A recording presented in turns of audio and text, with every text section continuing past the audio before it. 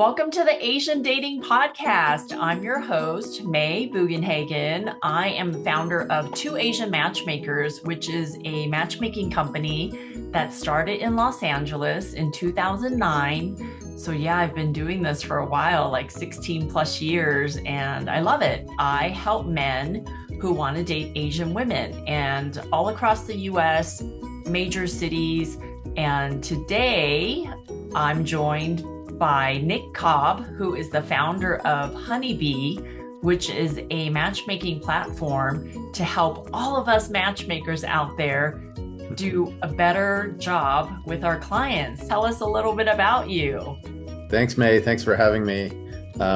Yeah, I've been in the tech industry for 20 years. I work places like Uber and Kyte. Most recently, was leading product and engineering there, and left my job last year. Built a side project for somebody Regina, who wanted a small CRM for her matchmaking business.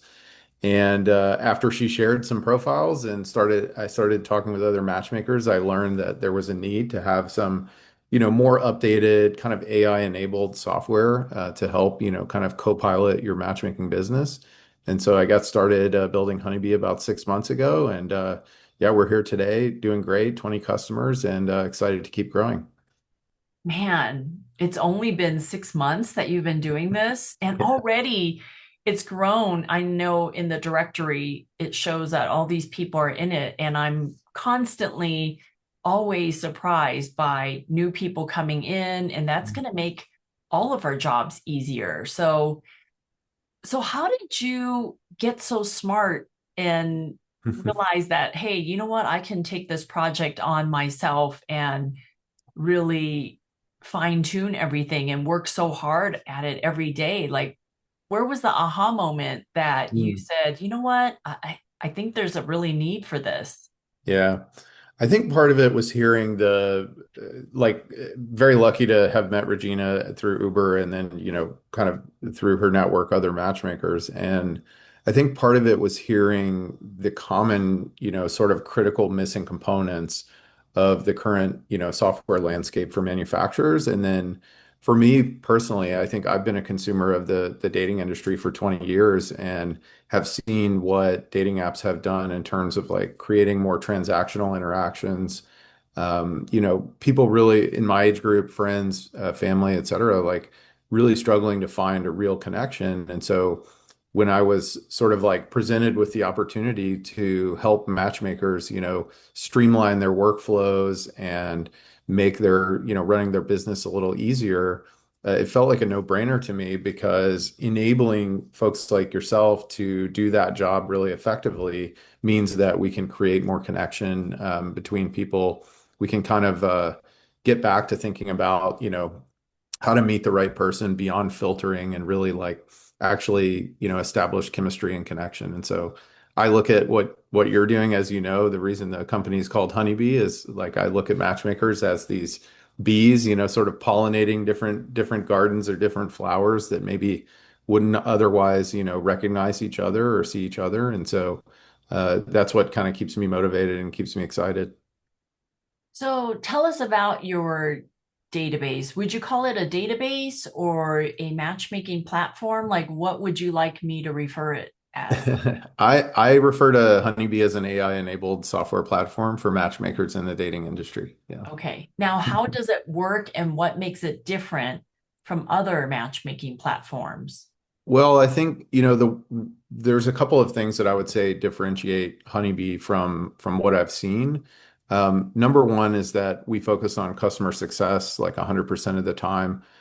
When somebody uses Honeybee, they're getting a business partner, somebody who's building their own business as a single employee, single founder, who really cares about small business owners having all the tools they need to automate, to run their business, to interface with customers, all of that stuff. And so I think number one is just making sure that everybody's really successful in the platform. And that includes listening to feedback from folks like yourself and iterating on that, very quickly, being responsive, being transparent, all of those things. And I think the other, differentiators are more systematic, where we focus really heavily on design. We try to make it easy to use. We try to make the system intuitive. Everything's available not just on web, but on mobile as it should be in 2025. Um, and then additionally, like the system, it has a bunch of data, right? Your customers create dating profiles. We know when they updated it last. We know lots of information about them and about you, and so we want to stitch all of that together in a way where you don't have to go build, individual automations. We can just use the system to do that for you. And so it's more of a smart system that kind of complements all the things that you're doing. You still have a ton of control. You still manage all your client relationships. But you can have a little bit of assistance in sort of doing some of those things that may take up a lot of manual time or labor. Yeah, when you say it's AI enabled, and Mhm. of course, AI is so popular now, and I feel like people who don't embrace AI are going to fall behind in Totally. 2025 and beyond. It's Mhm. it's a no-brainer once you learn about it and realize it can really help you and save time. I think just me being on the platform the last few months has made a huge difference because I used to have my own database, but it wasn't as advanced as it is now. So that's the exciting part. It's actually made me more excited to work and to help my clients than ever. And I know I've said this to you before, but it just kind of reinvigorates me because it's like something new and something I can do and something I can embrace. So that is exciting. I know you talked a lot about the back end, but the biggest advantage for singles who join my database now is that I can easily put their profile in front of other matchmakers, the other Mhm. 19 matchmakers that are on there now, if they want me to. And if they say, yes, please put my info out there in case there's a good match for me. So that part is exciting. Absolutely. Yeah, it's just so many advantages for someone to join my database now because they can update their profiles, their photos on their own Mhm. regularly. They can just take a look at what I'm presenting them as to other matchmakers so they can update stuff as they realize what they're looking for in a partner. So, Yeah, absolutely. And I think that's one thing I didn't mention is like Honeybee is sort of designed around this community first element. All the data that you upload if you're one of May's clients or a client of any of our matchmakers, the data is securely stored, everything's encrypted. We pay a lot of attention to security, but at the same time, we also facilitate, within this private area, ways for matchmakers to collaborate together so that they can find the best match for you. And so being able to kind of design the system around community first within the matchmaking industry has been, I think, another big advantage to matchmakers who, work on Honeybee because they know they have collaborative partners, one button click away. And, with our Pollinator marketplace, I know you're a heavy user of that. It's really easy for matchmakers to collaborate and have a good audit history and be able to go back to clients and say, I proposed this match on your behalf. Here's how you're showing up. And if they don't like how they're showing up, they can go, make an update or they can send you new photos. And I think that's one wonderful thing about matchmaking is that you help people show up as their best self, and be presented that way. So that's another exciting feature of the system. speaking of the pollinator section of the platform, it's great. It allows matchmakers to match client to client, which client to client has priority, right? Because both parties are paying us. So we want to get them the best matches, and somebody who is paying has a real interest in finding somebody. So that's an advantage. And the pollinator section also allows us to post people who are non-paying clients on there who I personally have vetted, who I like, who I want to get them a match. So there's a lot of different ways for us to really help our clients, which is so exciting. I think yeah, there's just a bunch of things. But I think what makes Honeybee unique is also we have so many recruiters in the on the platform now that that's a huge advantage. These recruiters out there are recruiting very high caliber people that I want to match. Mhm. And it's very profitable for them too. And they make good money, right? Because they have a way of recruiting top people, and I want the top people to match with my clients. So I am paying these recruiters for their time and for their efforts in it. So that's very, very exciting. Now, Exactly, yeah.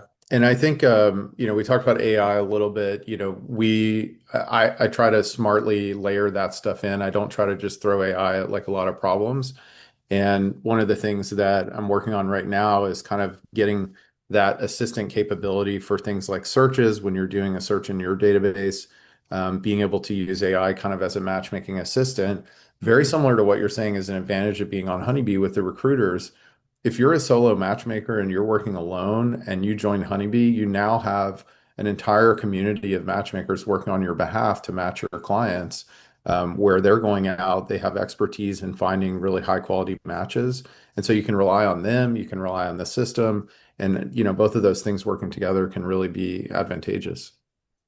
I know these new matchmakers have such a huge advantage, I feel like. I mean, I've been doing this for 16 years, and I wish I had the tool that they have back when I first started. Like, wow, Mm, such a huge, huge difference. Now, absolutely. also, there's other features of Honeybee that we didn't even talk about. Like, can you talk about the different price points that someone can sign on in the different tiers? Absolutely. Yeah. We work with matchmakers of all sizes. So that could be a solo recruiter or a solo entrepreneur, somebody who's just new to starting their matchmaking business. So if you're interested, maybe you've matched some friends, you feel like you have a strong network, it's a good place to get started. And that tier is only $49 a month. I actually offer a free month to people starting a new business as a promotion to kind of help them get started. We've had about 3 or 4 people take advantage of that this year. And then we have a growth tier that's kind of between the solo, entrepreneur, solo matchmaker, recruiter. The growth tier is really like for folks who have been in that space for a couple of years, growing their business. Maybe they work with 1 or 2 other matchmakers on their team, either full or part-time, and they want a little bit more advanced automation. They want to be able to have the system reach out to your clients or members and ask them if they're still currently single or looking, and give a profile update based on an interval you choose. And then other, kind of automations behind that. We're now allowing matchmakers to sell additional products. So we're fitting different business models where it's not just, all upfront contract style. If they sell monthly subscription to be able to do introductions on your behalf or pay per match, there's a lot of folks in that growth tier who are starting to go down that route, as well as kind of this idea of a premium database member where you're paying a fee to kind of be in the community and you're being priority matched, even though you might be a little more passive. And then, beyond that, we have the agency tier, which Meg, you're working on. You have a very strong network, a very large database. And typically, the folks that are on our agency tier are there. The agency tier integrates the matchmaking software side with a full CRM that allows you to do email marketing, social media planning, automate things like customer journeys for lead generation, where you can have a very brief, email capture on your website and then nurture that person over a long period, whether it's through social, whether it's through, text, WhatsApp, email. So really whatever you choose and you get full control over that kind of stuff, and customization. You can build funnels. You can even track, kind of your revenue facing opportunities there. So we have a couple of agencies also that work with multiple matchmakers in that tier, and that's about 200 a month. And then beyond that, we offer custom plans, and that includes like development hours for me to help customize things further within Honeybee or within the CRM system, as well as, allows you pretty much unlimited team size. And we have a couple of folks getting ready to take advantage of that too. So we try to fit, all business models and all sizes. Yeah, that's very, very exciting. Now, so you mentioned that if someone is on the Honeybee platform and then we have a suggestion, you are pretty quick about the turnaround on that. But granted, you've been doing this for 6 months. What about down the road? Do you see yourself hiring somebody to help you with this? Because I know the turnaround is so quick now, but you can't be on call 24/7 forever, right? Yeah. Well, for sure, I want to have a personal life and schedule and all of that, and I still do those things. But I think one of the things that kind of makes it an AI-enabled platform that most people don't see is that I'm able to leverage AI and automation and that kind of stuff to really scale myself as a solo founder. And so there's a lot of things in place that allow me to be super responsive for customer support, for feature requests, because a lot of other things are being handled, or I can rely on AI to help me with feature development, with coding in some cases, and solving like really complex problems. And so for now, I think we'll probably remain a solo, kind of employee company, and just continue to leverage those things that keep costs down, keep sort of automation and scale like top of mind. But beyond that, I think, there's a couple of opportunities just being really transparent about things that like don't work well. I do a dedicated onboarding for every customer. It doesn't matter if they're a solo entrepreneur who's starting a new business or if they're a big agency with 6 or 10 matchmakers. But the onboarding does take a lot of time. And so getting to a place where that's more fully automated and doesn't, take me a full 24 hours of focus to really do those things is probably kind of the next phase of growing the business as a solo founder, and just taking away, some of the things that I'm doing manually right now in that space. But maintaining that really hands-on, customer approach and making people feel, you know, successful and also capable on the tool. Yeah. Yeah.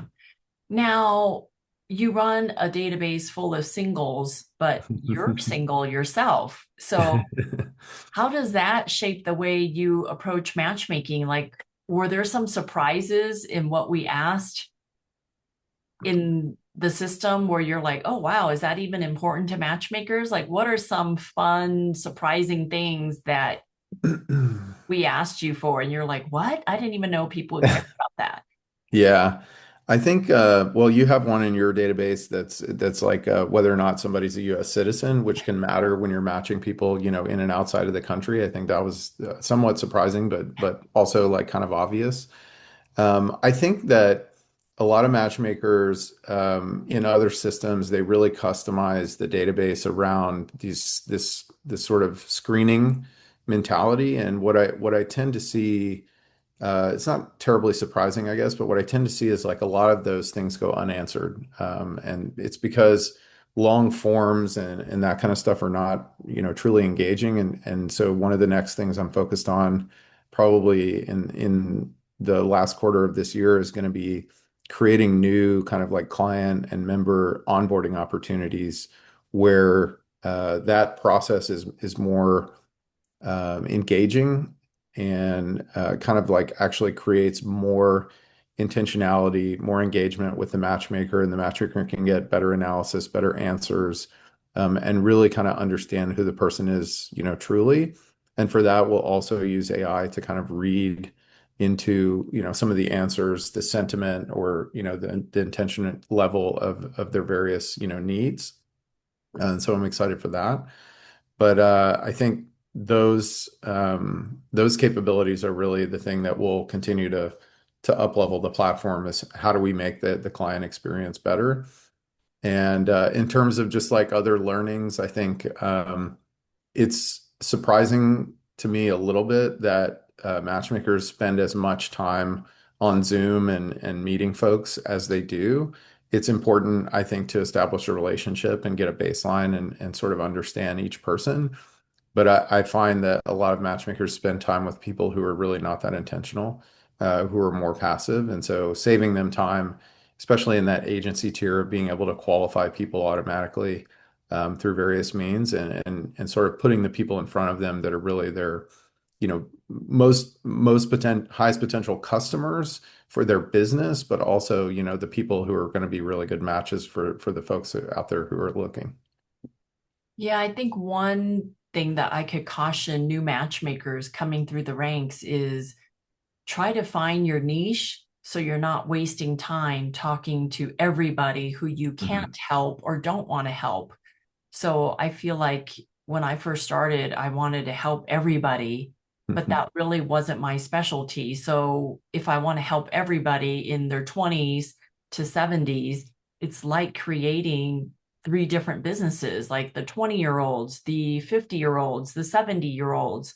So if you just find a niche, I feel like you could streamline that a little bit more and be more efficient, and also be okay with turning away some of the business that is not your specialty. You just can now refer it to one of the other 19 matchmakers on the platform now, and then, you know, help other matchmakers that way. So, Absolutely. Yeah. And I think it's not a, I think like the the thing that drives most matchmakers is creating the connection and sort of that, I would say like altruistic or empathetic, approach to really helping people find connection. And unfortunately, that's a little bit at odds with building like a revenue generating business for yourself.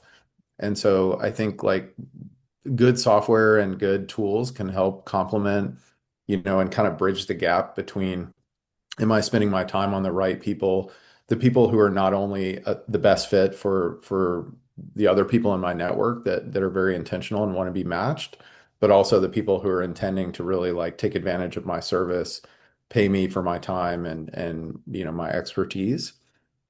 I think one other thing, just in terms of learning, I think as a consumer of the dating industry for the last 20 years, I knew this, but I didn't really have a good frame of reference to put it into. And so after working on this for a while, I can say that like people are really getting stuck in the filtering stage.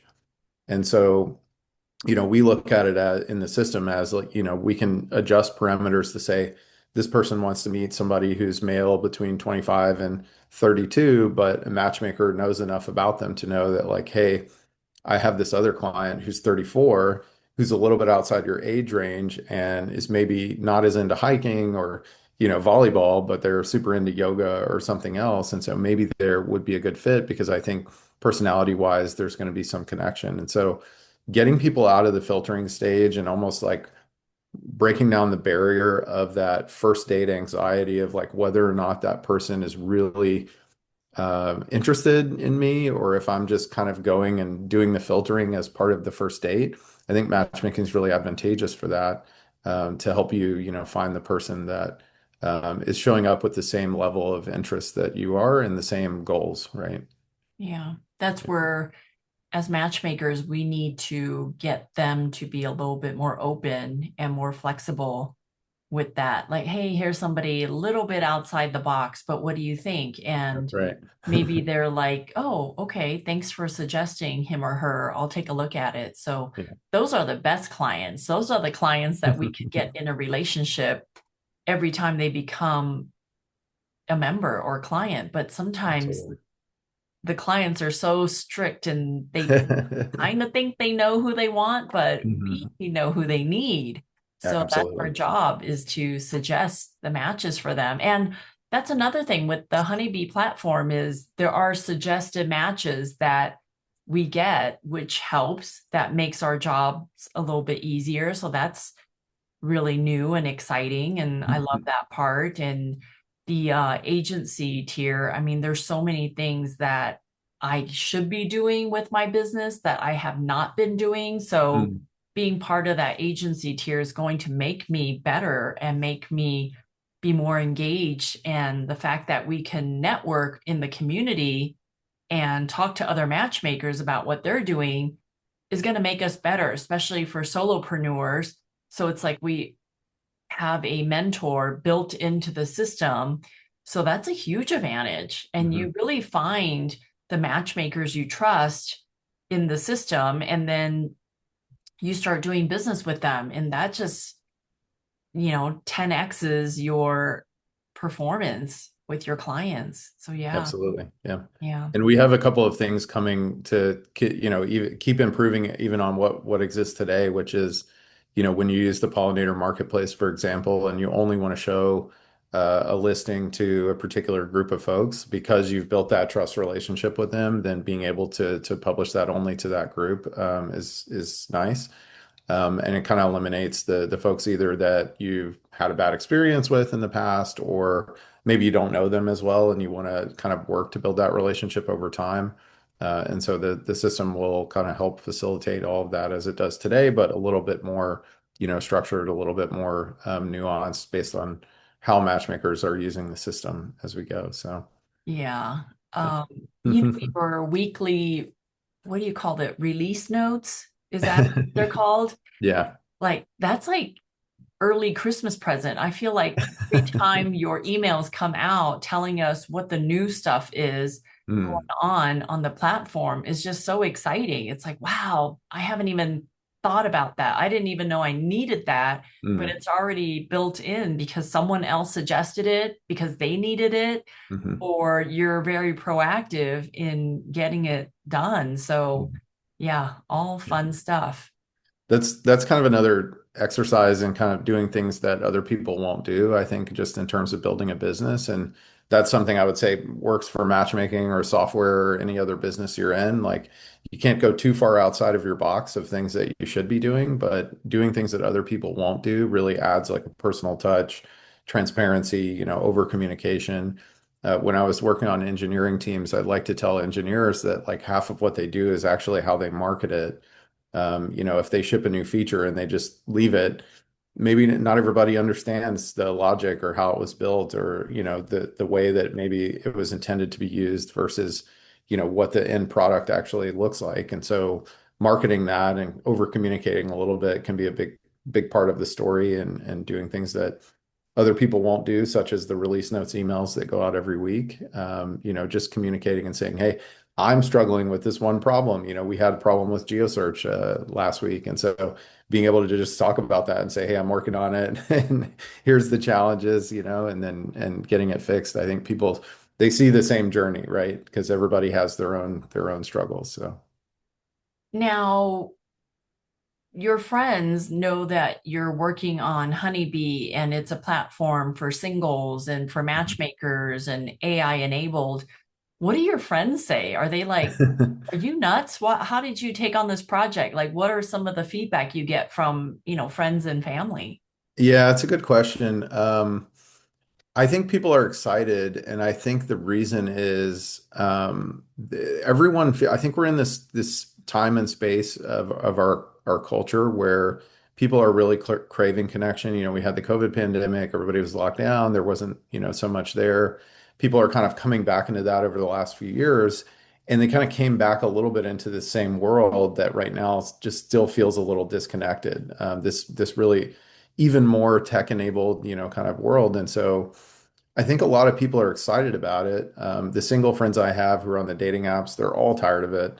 And they're looking for other options. And I think, matchmakers are also evolving to that. They're creating new business models. I think you talked a little bit about building three different businesses, between different generations. People engage differently. And so, like, you may have less tech savvy users who might be in a certain demographic or not, and they're happy to fill out a form. Other people might want to have a conversation, whether it's a voice conversation or through some kind of chat, to be able to share the information that's important to them about finding connection. And so I think people are excited about it because they see this opportunity to take advantage of a world that, is kind of a niche industry a little bit. Everybody knows it's there, but they don't really know a lot about it. And so, over time, I hope that the company, myself and Honeybee, the company, as it grows, can become a good, sort of magnet for people who are out there who are seeking connection. And, matchmakers can take advantage of those people who come to Honeybee and say, hey, like, I really want to work with somebody. And, here's my budget or, what I'm exactly looking for and that kind of stuff. So Honeybee can kind of be a facilitator for that beyond just being a facilitator inside of the matchmaking industry as well. Now, Nick, you are single, and who are you looking for if you're looking? Right now, I'm kind of focused on the company. I am dating somebody, so that's exciting and it's going well. But yeah, I'm focused on the company right now. I think I tend to look for people who understand the challenges of building a company, and that kind of stuff. And as you said, being on call when something breaks. If I know you've scheduled a date in the past and something didn't go super well, and so like being able to support you in that in the moment. I look for people who are understanding. That's really more of an empathy thing, and people kind of seeing the vision. Look for people who have similar values, which is probably the most important thing. I'm very close to my family, and so I look for people who are very close to their family as well. Um, you know, that kind of stuff, I guess. The normal stuff. Yeah, I hope so. So, where do you see Honeybee going in 5 years, 10 years? Yeah, it's hard to say. I tend to think in like 1 to 2 year increments, but I'm all into helping people find connection and building this platform for matchmaking. I think what I've learned a lot of matchmakers are also doing is coaching people on their dating style and what they look for, kind of like, as you said, helping them find sort through maybe what their preferences are versus what's actually going to build connection. And so that coaching aspect is really interesting and helping people facilitate, those conversations or the interactions that take place around coaching conversations. I've always really liked that movie Hitch. And so I think, being able to help people who are coaching and allowing people to become their best self and put their best foot forward I think in general is great. It doesn't have to apply to dating necessarily. And so there may be, kind of a segue into the coaching or, kind of therapy, I guess, world eventually.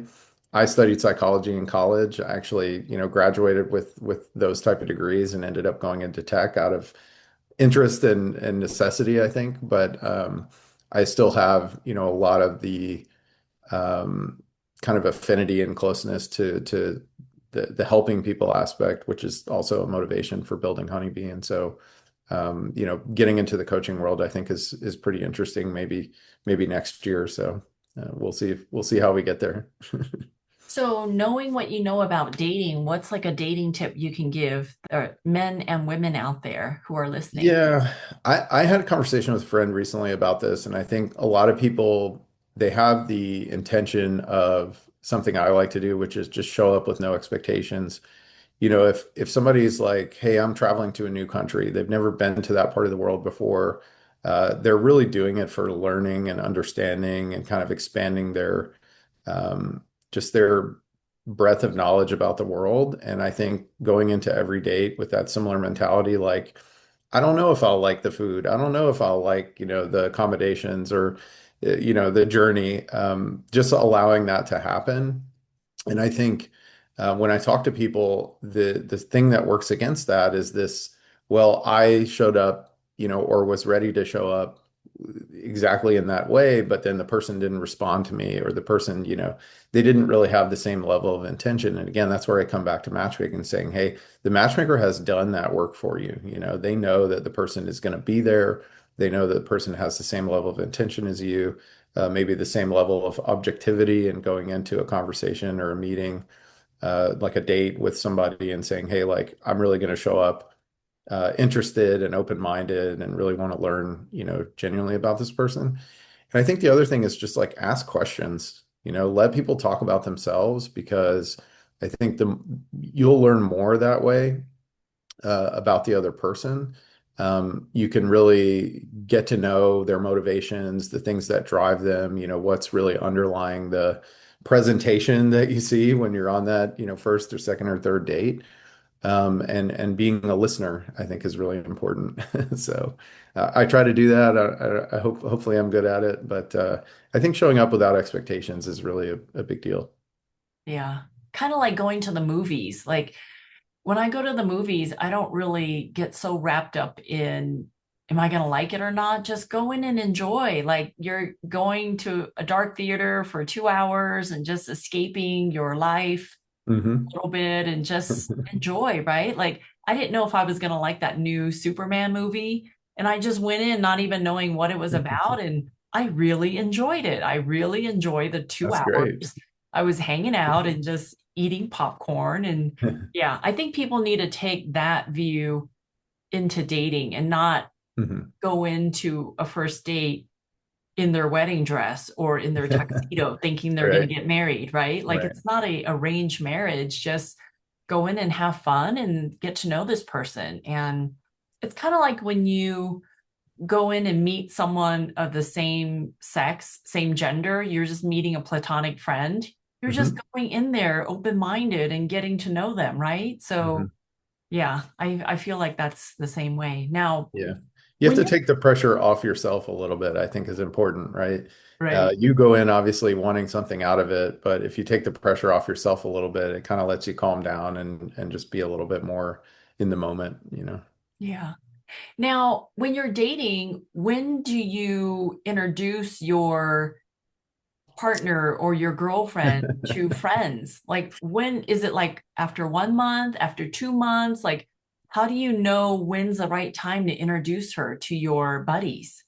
Yeah, I think that's it's a little bit subjective. It depends on, how things are going, but I would say, after I felt like there was a connection formed and there's, kind of mutual um I guess mutual sort of like outcome, I guess is maybe the word. Like this person, they're a good person, they're coming from the same place I am in terms of how we think about, our relationship. Um, I think introducing, a date to your friends can tell you a lot about the person. I tended to be the other way around and be a little more passive about that particular step and sort of meet their friends first, which, maybe is sort of like um, getting an edge up, I guess, a little bit, before they meet mine.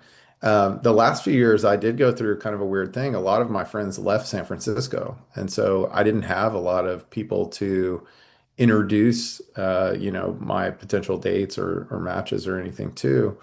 And so, it's been like taking a trip and that one I won't do particularly early. And so it does take a little bit of time to build, the connection where you feel comfortable doing that. And traveling with somebody is another great way to learn about them. So Yeah, that's a risky one. I mean, even traveling with my husband is kind of tricky. Like, oh, is he gonna like this? Is he not? So, Mm, yeah, that's a big indicator if two people can get along is mhm, taking a trip. And then there's a trip like a local trip for the mhm, day, and then mhm, there's a trip out of town when you stay at a hotel somewhere, and then there's a trip out of the country. So mhm. all those things are like rite of passages almost, like you're like testing your relationship. So, That's right. Yeah, the and day then trip where you turn over the aux cord and you see if they like the music they play. and then like when holidays are coming up, right? Like Thanksgiving and Christmas and Mhm. New Year's and Valentine's, like I feel like all those things are, kind of test points to see Yeah. does she is it time for her to introduce me, is it time to introduce her to the parents? Like what if you're going out of town or if they're coming in town? Like all those things are a Yeah. lot of stuff to think about. And So they create different levels of pressure, right? Like, there's pressure on a first date. We talked about that, kind of trying to take the pressure off yourself, but they create those scenarios they add pressure to you, because you want to make sure that that person, feels safe and feels welcome. And then they put pressure on your family because your family wants to know how to act. And then that person, there's pressure on them because they want to act a certain way and make sure that, they're received in the situation and all of that. So, yeah, it takes a little bit of time to get there sometimes. I mean, I guess it's all boils down to communication. For example, Totally. if your parents are coming in town and you don't know if it's too soon for her to meet them, then you would ask her, like, hey, they're coming in town. Would you like to meet them? No pressure if not, or hey, I Totally. really want you to meet them. I think, we've been dating for a while now. I think it's great. They ask about you. I've told them about you, or Hmm. yeah, it just comes down to communication. I think no matter what part of the relationship you're in, 30 Yeah. days, 3 years, 30 years, like that's so important. So, Yeah. yeah, it's a lot of And pressure. And I don't know if I can claim success in any of these areas, but I can share experiences. I can say like I did have a situation in the past where like I had to have a medical procedure, and so my mom came to visit, and the person I was dating at the time they almost didn't really have a choice a little bit sort of meet that person and under kind of a different circumstance than normal. And so they probably could have done things a little differently or something there, but it just depends. And you're right. I think communicating, asking, is the person comfortable or not? You know, I get, she won't like this, but I get pressure from my mom sometimes, right? She's like, when am I gonna, when am I gonna meet? So Right. Right. you Yeah. get it from all sides. I remember when I was dating my husband, I think we were only dating maybe a few months, and Mm. his grandfather passed away. And then he went to the funeral, but I didn't even think he would want me at the funeral because we just started dating. I didn't meet any of his, relatives yet. But then Mm. turns out years later, I found out that he wished that I would have asked to go to the Mm. funeral. Oh, So it's wow. like, Okay. yeah, so we missed some communication points there, but you just really don't know. You just really have Mhm. to ask, like, hey, I don't know if you feel this way or what, or give Yeah. people multiple choice options so they could better reveal how they feel about certain things. But Yeah. yeah, it's a lot. I don't think it gets easier after, like, we've been together, what, 18 years now? Communication should be easy, right? Like, we should have run out of things to fight about, but no, there is, Yeah. surprisingly, we still find things to fight about. Somebody still leaves the coffee maker on. Yeah, all Yeah. those things, all those things. I think being like uninvested in the answer sometimes helps with that. Like we tend to get, this works with software or anything, right? You get an idea in your head of how something is going to go or how it's going to work, and then you get invested in the answer sort of matching that outcome. And so I think, just trying to remove a little bit of investment, you can still like I can say as a guy, you can still be leading and, driving and saying, hey, like I'm going to communicate here because that's my role. If that's your role in the relationship, you can still do those things. But if you're too invested in one answer or another, that's going to come through as well, right? So, Yeah. yeah. So, Nick, now that you're in the dating industry, even on the outskirts of it, do you like read dating books or self-help books or any of that stuff because it's for work, or you do it anyway for your own growth? Yeah, I've never really been a self-help reader necessarily. I tend to, I am personally very structured, and so I kind of tend to not really modify what I find works for me super well. But I also try to remain really open-minded, try to consume a lot of information. I really care a lot, for example, about health and nutrition.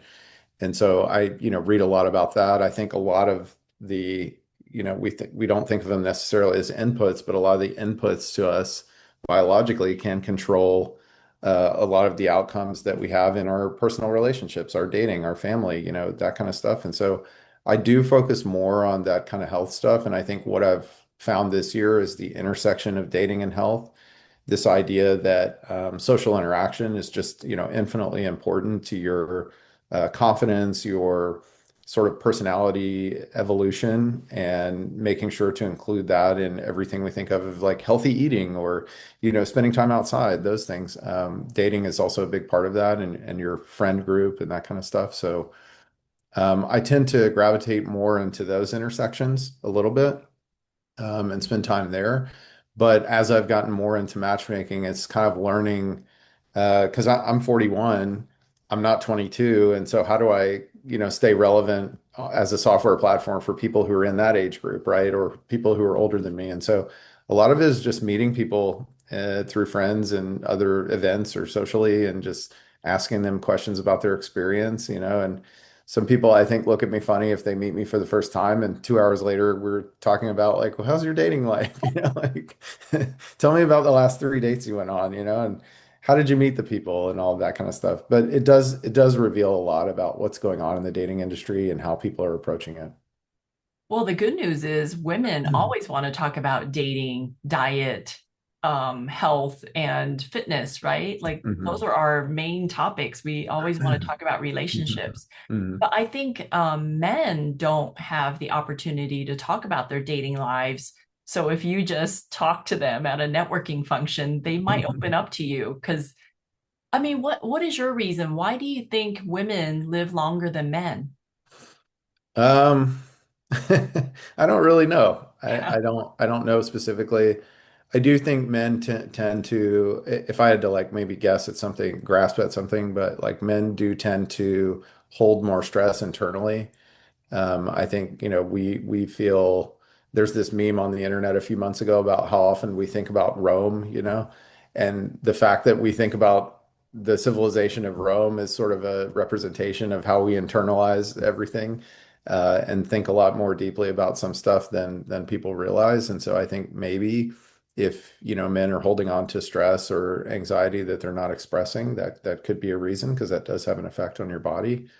So yeah, it could be that. I mean, I know in my social relationships, all of the guys that I'm friends with, we talk actively about our dating lives, and it's, I think, pretty productive conversations usually. So, I encourage it, but especially this year, I encourage it more because of what I'm working on. So, Yeah. No, I feel like because women have that social network and we relieve our stress, right? By talking to another woman about it in our friendship circle and social circle.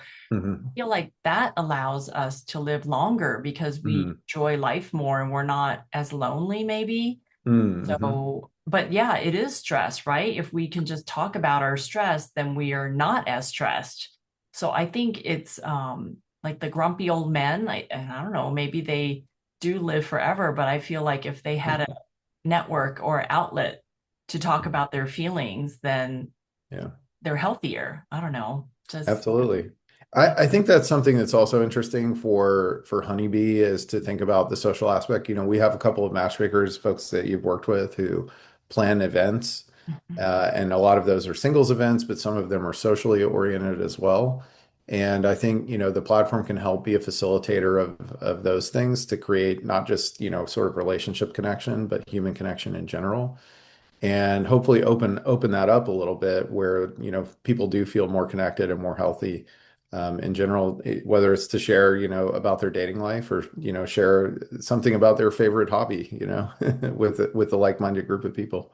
Yeah, those singles events are also great for a single woman to go to a single event and she meets other single women and then they develop friendships that way. And same thing for Hmm. men. I know when I was doing the speed dating events before, a lot of men met each other and they become friends and go do Hmm. things with and have a buddy. So it's so Yeah, important to not be lonely because it can be a very lonely process to do online dating sometimes. So, totally. Yeah. yeah, Yeah. yeah, And I think, we tend to be driven by our experiences. And in those cases, you're going to an event, for the purpose of meeting somebody. And, if you meet a friend there, that's great too. But maybe you're having a similar experience, right? You talk about it, or, you go do some other social activity afterwards, and, right. and that comes back. So kind of gives you more outlet to share your experience. Yeah, yeah. Well, Nick, thank you so much for joining me today on the Asian Dating Podcast. Before I let you go, of course, I'll put all of your information in the show notes, but Mm. what is one thing you want to tell the future matchmakers that want to join your platform about? If you join Honeybee, you're really getting a business partner, somebody who's really interested in not just what you're struggling with today and solving those problems, but your ambition, right? What are you trying to build, and what motivates you to do that? And I care about that. I really do. And I want Honeybee to be the vehicle for which you can achieve those ambitions. So, Yeah. yeah, that's it. That's great. That's great. Now, for women out there listening, if you want to join my database so you can get into the Honeybee Pollinator platform, please go to twoasianmatchmakers.com. Check it out, fill out the profile so I know where to find you in case I have a client that I can match you with, and submit some photos. Just tell me all about you so then I can better hopefully find you your match. So, Nick, thank you so much for joining me Thank you, May. today Really for appreciate so it. much information. And yeah, I'm totally counting on Honeybee to be super, super successful to make my job and all the matchmakers who are smart enough to join Honeybee to do very, very well. So thank you so much for creating such an amazing platform for us to use. Absolutely. Yeah. Thank you for being a customer. Okay.